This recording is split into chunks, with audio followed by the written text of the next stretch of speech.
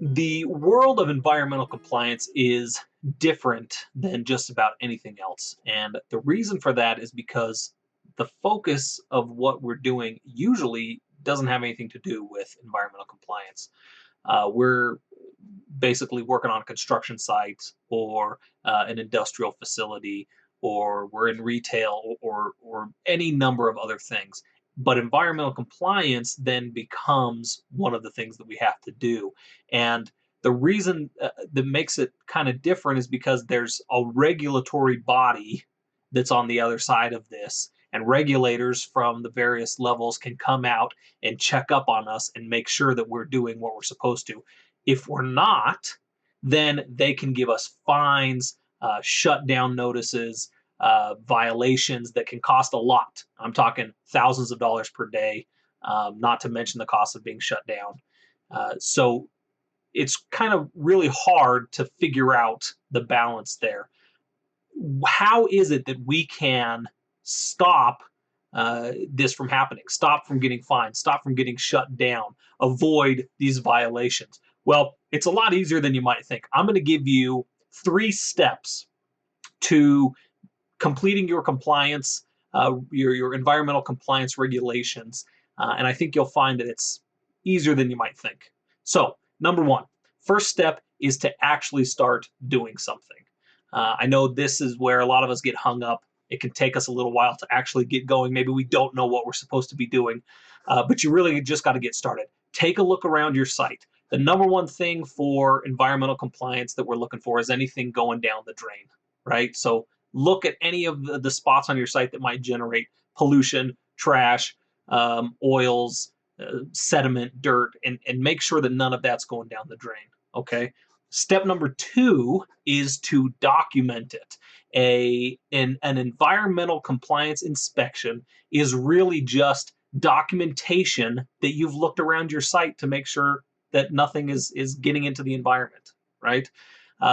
Every state and some municipalities are going to have different forms or things that they may want you to use, but in reality, what they're looking for is that you've documented this, okay? The easiest way for a regulator to actually come out and decide whether or not you're doing what you're supposed to is just to say, where's your documentation? If you have none, that's it. It's that easy for them to just levy a fine or shut down your work. They can immediately tell. If you do have some documentation, well, now they have to start going through that and finding out what else is going on the site. Makes it a lot more difficult for them to try and give you a fine. So having that documentation in place is important. The third step is to take action when you find it. You need to be honest when you're documenting this stuff. It doesn't help anybody to say, my site's been clean 100% of the time, especially when a regulator comes out. If they find anything out of place, they're going to look at your documentation and say, well, you said everything's been fine. How come I'm seeing stuff on your site? Okay. What's much more integral and much better for you to solve any compliance issues is to go ahead and document that compliance issue.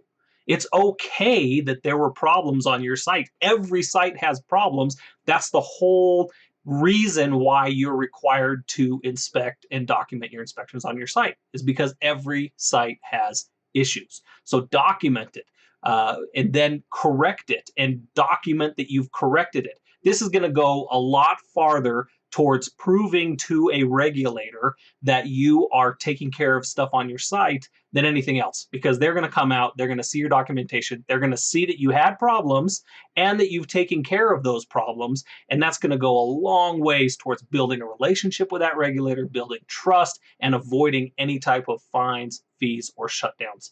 I can't tell you the amount of times that I've talked to people who don't want to show the regulators that there was ever a problem on their site. And that is completely the opposite of what this whole program is about, what environmental compliance is about.